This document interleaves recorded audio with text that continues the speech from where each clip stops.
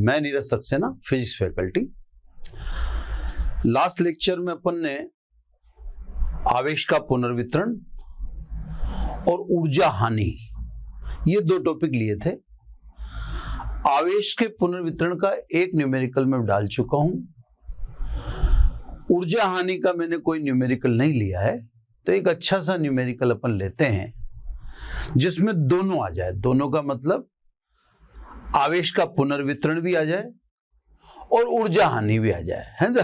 तो मैंने आपसे कमिटमेंट किया था कि मैं नेक्स्ट लेक्चर में ऐसा न्यूमेरिकल लूंगा जिसमें आवेश स्थानांतरण भी आ जाए या आवेश का पुनर्वितरण भी आ जाए और ऊर्जा संरक्षण। तो साहब ये न्यूमेरिकल अब अपन लेते हैं, है ना।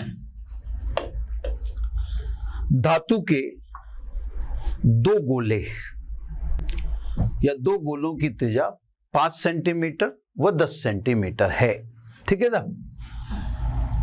R1 ये लिख देते हैं अपन 5 सेंटीमीटर यानी 5 × 10⁻² मीटर। दूसरे गोले की त्रिज्या 10 सेंटीमीटर यानी 10 × 10⁻² मीटर। आप 10⁻⁻1 मीटर भी लिख सकते हो। तो सब धातु के दो गोले हैं जिनकी त्रिज्याएं बता दी गई। इन पर अलग अलग, मतलब अभी जोड़ा नहीं हुआ, इन पर अलग अलग 75 यानी 75 माइक्रोकूलम आवेश उपस्थित है। अलग अलग है सब, पहले वाले पर भी और दूसरे वाले। तो इसको Q1 बराबर Q2 बराबर Q ही कर दें, क्योंकि दोनों पर आवेश की मात्रा ये बता रहा है 75 माइक्रोकूलम, मतलब 75 × 10⁻⁻6 कूलम। ये तो सब रहा क्वेश्चन, है ना। अब ये कहता है इन दोनों गोलों को जोड़ दें। अभी तक तो आइसोलेशन था, इन दोनों गोलों को जोड़ दें। तो जोड़ने के बाद अब इसके दो क्वेश्चन है। पहला क्वेश्चन है स्थानांतरित आवेश, है ना। मैं कम जगह लेकर यहां लिख देता हूं स्थानांतरित आवेश।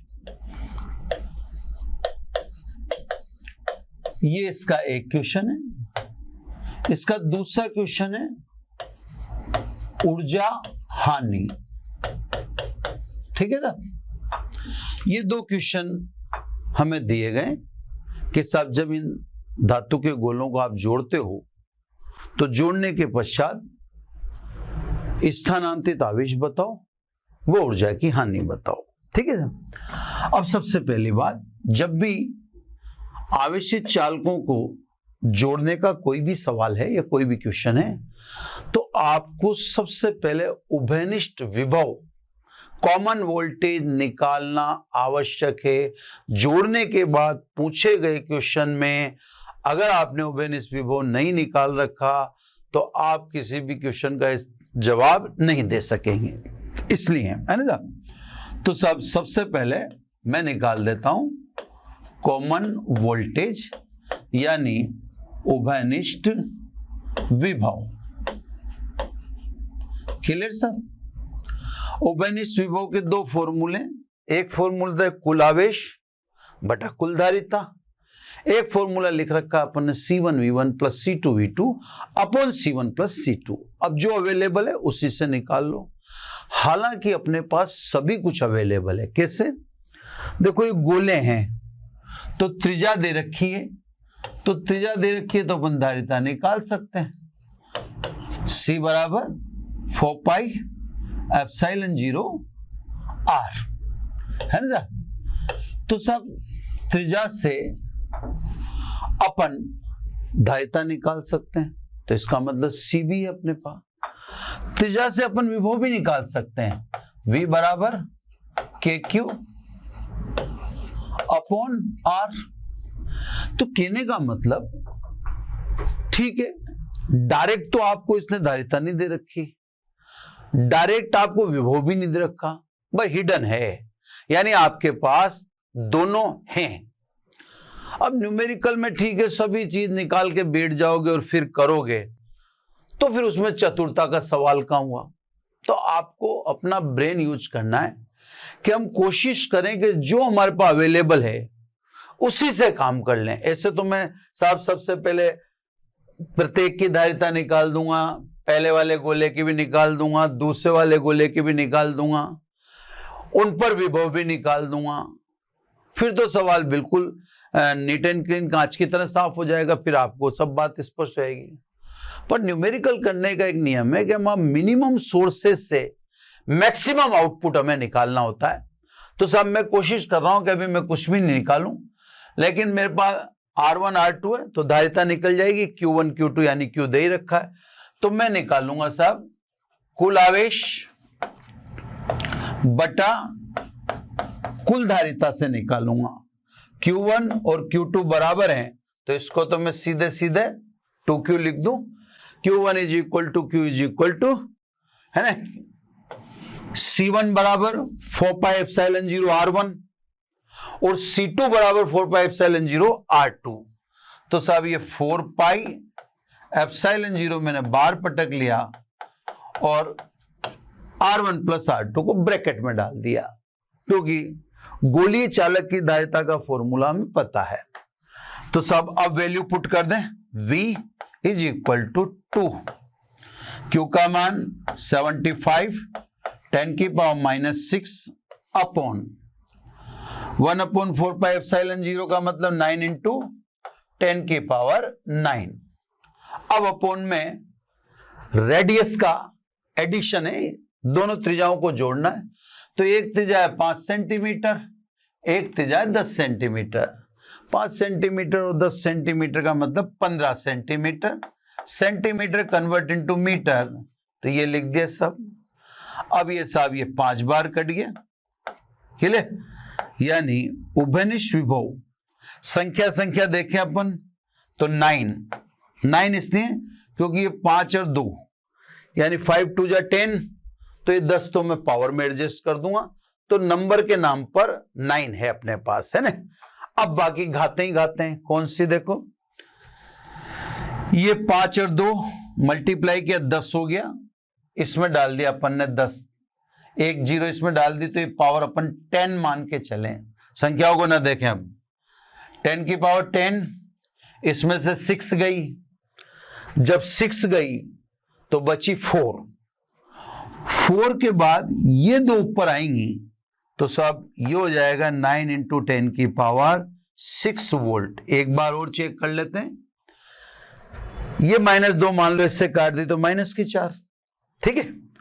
5 दूनी 10, 9 और 1 10, ये 10 पावर होगी, 10 में से 4 कटी तो 6, यही आएगा सर। तो साहब जोड़ने का या आवेशित चालकों को जोड़ने से संबंधित कोई भी सवाल पूछे, हमें सबसे पहले उभयनिष्ठ विभव निकाल देना चाहिए। निकाल दिया। अब आ जाओ सब पहले क्वेश्चन पे ध्यान दो। पहला क्वेश्चन है स्थानांतरित आवेश, है ना साहब, ये क्वेश्चन नंबर 1। स्थानांतरित आवेश, स्थानांतरित आवेश का सीधा सीधा मतलब है कि जब आपने जोड़ा तो जोड़ने के बाद R1, अब R1 गोले को मैं ए कह देता हूं ना, ताकि ये भी में बोलना आसान रहेगा, और R2 त्रिज्या के गोले को मैं कहता हूं बी, है ना, ये इसको गोला बी कह देता हूं, तो बोलना आसान रहेगा ना। तो सब जब आपने दोनों गोलों को कनेक्ट किया तो ये नहीं पूछ रहा कि जोड़ने के बाद गोले ए पर कितना आवेश है, ये नहीं पूछ रहा है। ये भी नहीं पूछ रहा कि जोड़ने के बाद गोले बी पर कितना आवेश है। ये तो आपसे पूछ रहा है कि जोड़ने के बाद एक गोले से दूसरे गोले की ओर कितना आवेश स्थानांतरित हुआ, ठीक है साहब।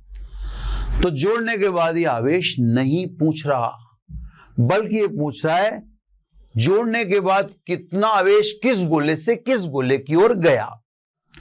अब मैं लिखता हूं साहब delta Q is equal to Q1 minus Q1 dash, ठीक है साहब। अब आपको पहले एक तरफ बात समझा देता हूं, है ना।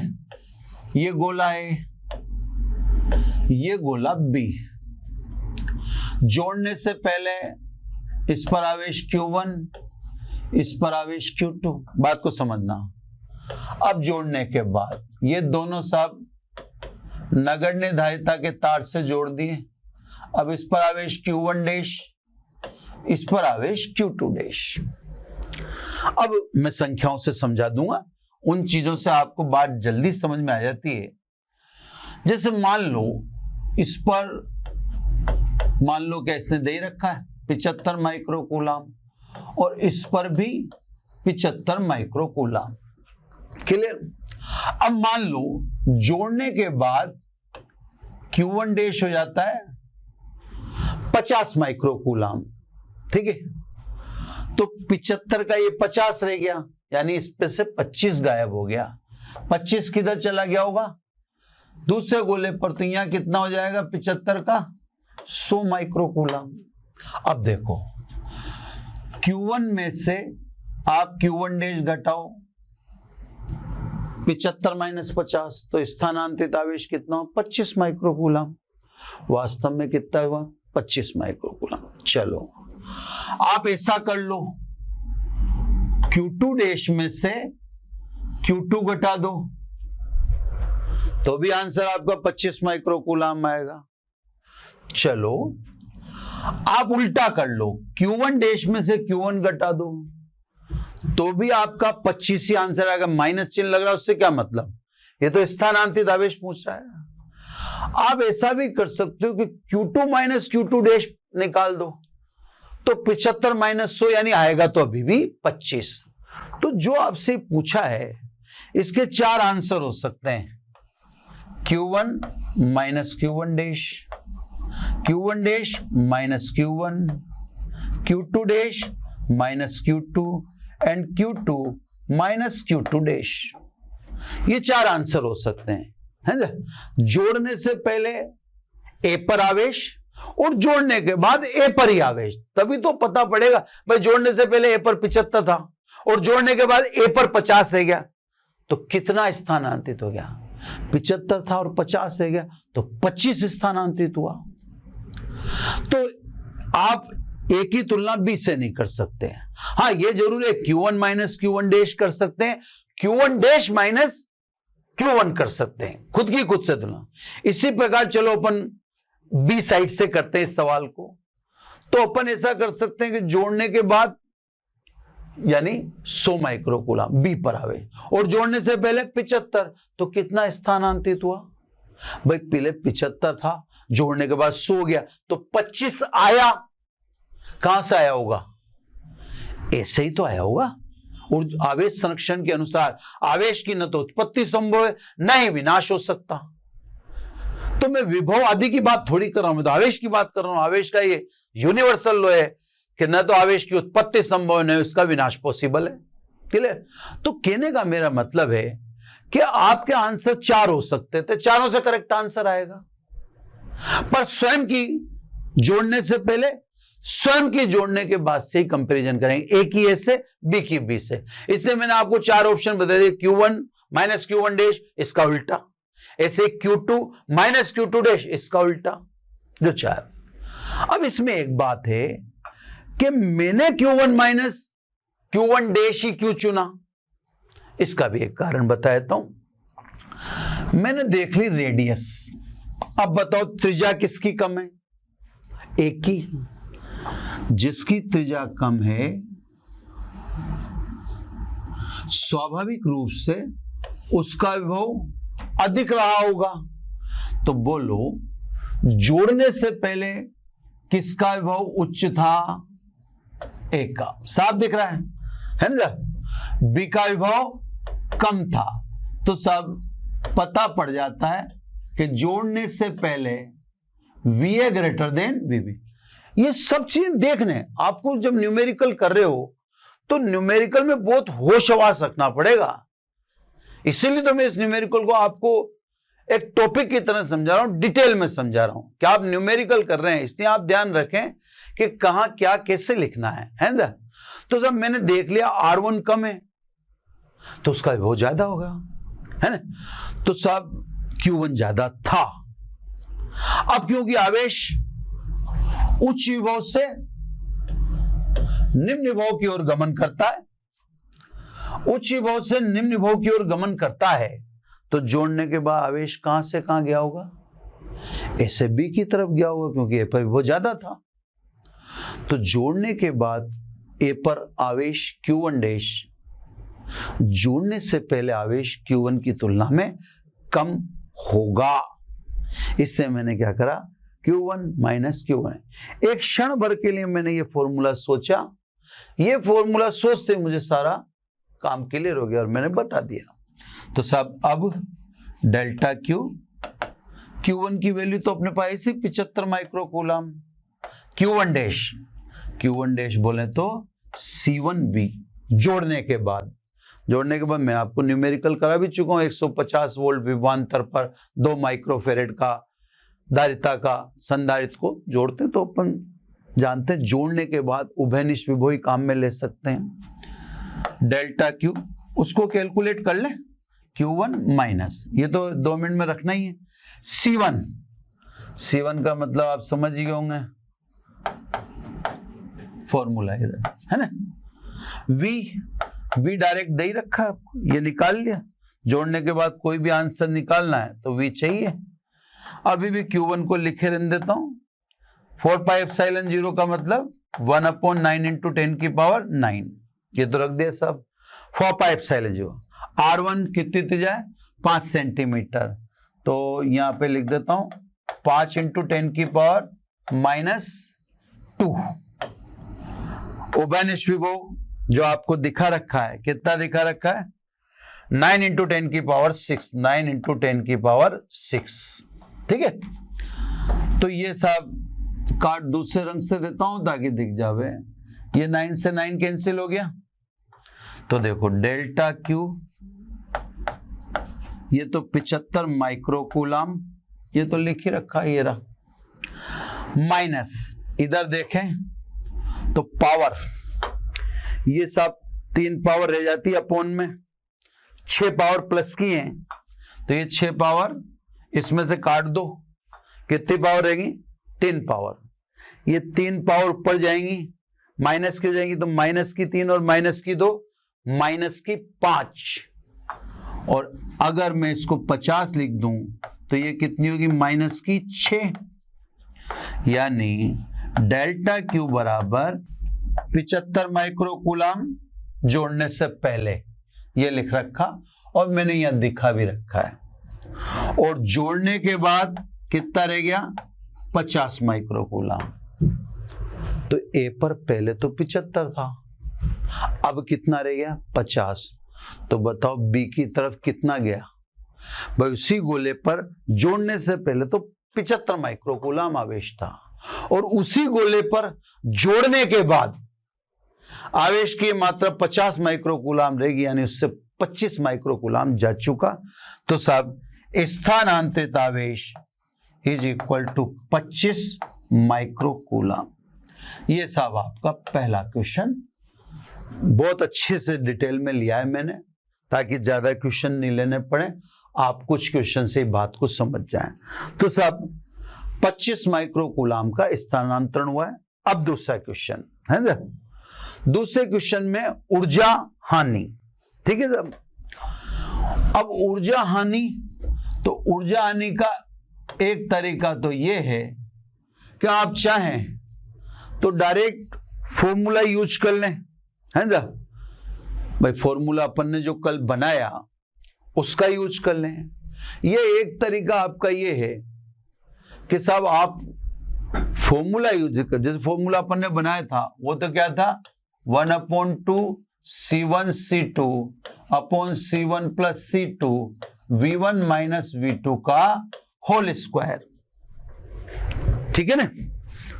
तो सब आप चाहें तो डायरेक्ट सूत्र का यूज कर लें, और आप रटना नहीं चाहते तो आप ऐसा कर लें कि प्रोसेस से निकाल लें, है ना। अब प्रोसेस क्या है साहब, अपन प्रोसेस की तरफ जाते हैं, ठीक है। प्रोसेस में अब सेकंड का आंसर देने जा रहे हैं अपन। सेकंड का आंसर ऊर्जा हानि, तो सब चालकों को जोड़ने से पूर्व कुल ऊर्जा, अब यहां पे रटने की जरूरत नहीं पड़ेगी, जोड़ने से पहले कुल ऊर्जा, तो साहब U1 करके कह दे इसको। अब जोड़ने से पहले अपने पास क्या है, जोड़ने से पहले अपना आवेश है ना, वह अपने पास जो जो क्वांटिटी है उस हिसाब से देख लेते हैं।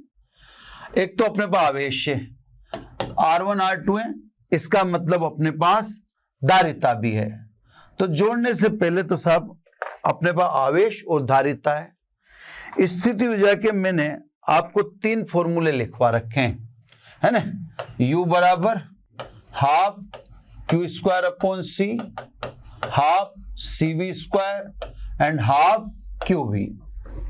आपका क्या अवेलेबल है, Q और C अवेलेबल है, तो आप इससे निकालो। तो सब हाफ हाफ तो कॉमन ले लें, पहले चालक आवेश तो दोनों पे Q ही है, Q स्क्वायर अपॉन C1, ये पहले चालक की ऊर्जा, दूसरे चालक Q स्क्वायर अपॉन C2। एक बार समझ लें पहले, है ना। मैंने क्या किया कि जोड़ने से पहले आवेश 75 माइक्रो कूलाम दे रखा है, तो Q1 Q2 तो क्यों लिखे अपन, क्यों ही लिख दिया मैंने। दायित्व अपन बढ़ती जाए तो अपन जानते हैं 4 पाई एप्सिलॉन 0 R से निकाल लेंगे, जैसा कि मैंने पिछले पेज पर आपको लिख के दिखा रखा है ना। तो सब मैं ये फॉर्मूला यूज कर रहा हूं क्योंकि फिलहाल मेरे पास इस फॉर्मूले के लिए रिक्वायरमेंट जो भी है वो सब है। अब देखो साहब U1 is equal to half, अब ये Q तो बाहर ही निकाल लें, अपॉन 2। C1 को लिखोगे आप 4 पाई एप्सिलॉन 0 R1 और C2 को लिखोगे 4 पाई एप्सिलॉन 0 R2। तो ये मैंने 4 पाई एप्सिलॉन 0 R1 और 4 पाई एप्सिलॉन 0 R2 ये लिख दिया, 1/4 पाई एप्सिलॉन 0 मैंने दोनों में से कॉमन निकाल दिया, ठीक है ना। तो सब U1 Q स्क्वायर की वैल्यू रखी देंगे अपन, 75 माइक्रो कूलाम है ना। तो ये 75 इंटू 10 की पावर -6 का स्क्वायर अपॉन 2, 1/4 पाई एप्सिलॉन 0 यानी 9 इंटू 10 की पावर 9। त्रिज्या एक है 5 सेंटीमीटर, जिसको कन्वर्ट कर दिया मैंने मीटर में, दूसरी है 10 सेंटीमीटर, उसको भी मीटर में कन्वर्ट कर दिया, यानी जोड़ने से पहले कुल ऊर्जा 75 का स्क्वायर देख लो आप, 75 का स्क्वायर 5 2 35 और ये 37 और ये 3 49 3 52, यानी 5 2 6 5, ये आ गया सब 5 6 2 5 इंटू 10 की पावर -12 इंटू 9 इंटू 10 की पावर 9 अपॉन 2 है। जब इसको कैलकुलेशन को एक तरफ रखो, इससे कोई मतलब नहीं है ना, क्लियर। इधर 10 की पावर -2 बाहर आ गया, 1/5 को लिख दूं 0.2 और 1/10 को लिख दूं मैं 0.1। ये 10 की पावर -2 देखो मैंने ले लिया, और ये 1/5 0.2 1/10 0.5, यानी U1 इज इक्वल टू, अब पावर संख्या को एक तरफ कर लेता हूं, 5625 इंटू 9 अपॉन 2 और इंटू 0.3। पावर अलग देख लेते हैं, पावर ये सब ये 9 प्लस की है, माइनस की या 10 है, तो माइनस की 1 रहेगी सब पावर, समझ गए आप।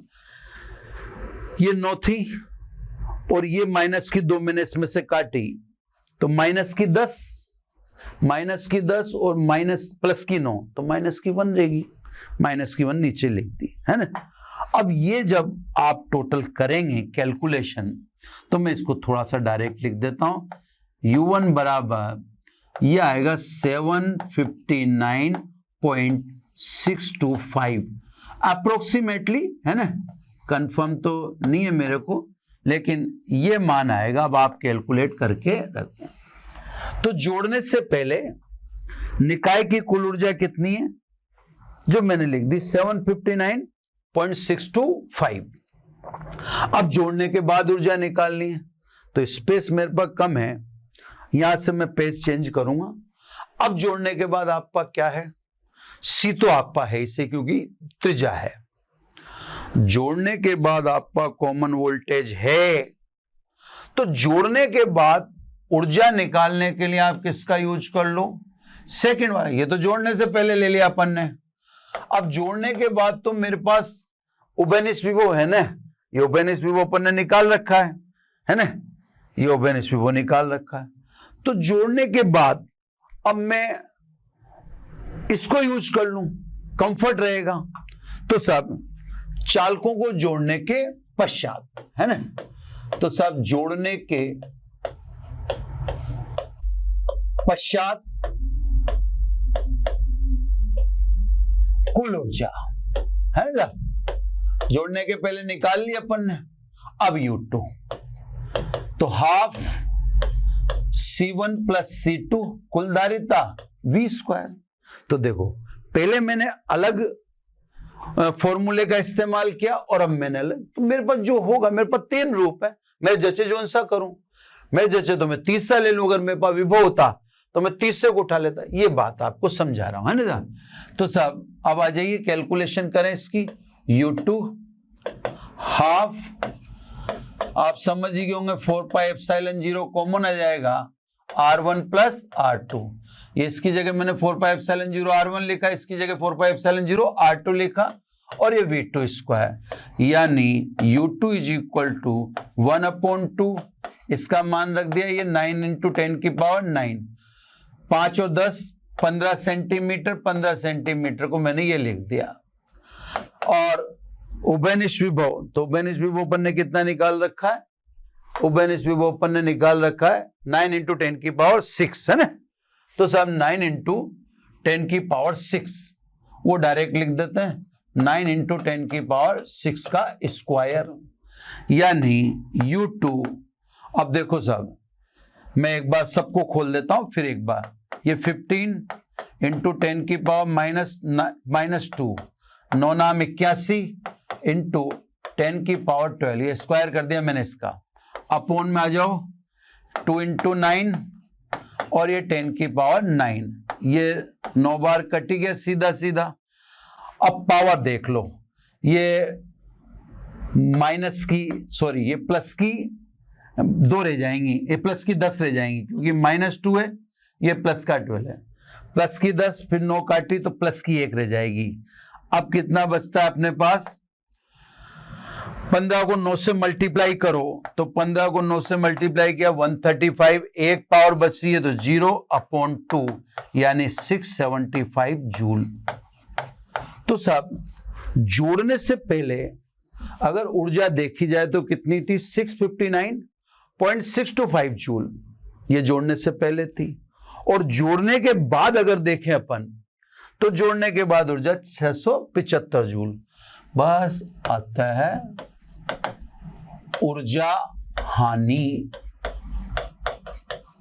ऊर्जा हानि डेल्टा U, जोड़ने से पहले ऊर्जा माइनस जोड़ने के पश्चात ऊर्जा।